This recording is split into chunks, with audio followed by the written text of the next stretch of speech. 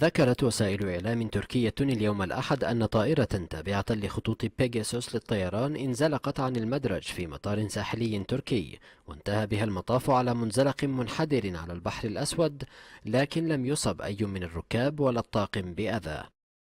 ووقع الحادث مساء أمس السبت في مطار طرابزون في شمال شرق تركيا، وأظهرت صور من موقع الحادث طرف الطائرة الأمامي وهو قريب من حافة الماء.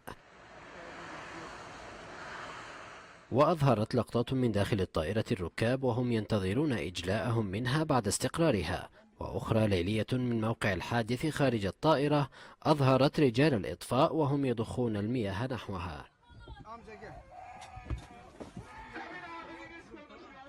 وقالت خطوط بيجاسوس للطيران في بيان إن الطائرة من طراز بوينغ 737-800 كانت قادمة من أنقرة إلى طرابزون.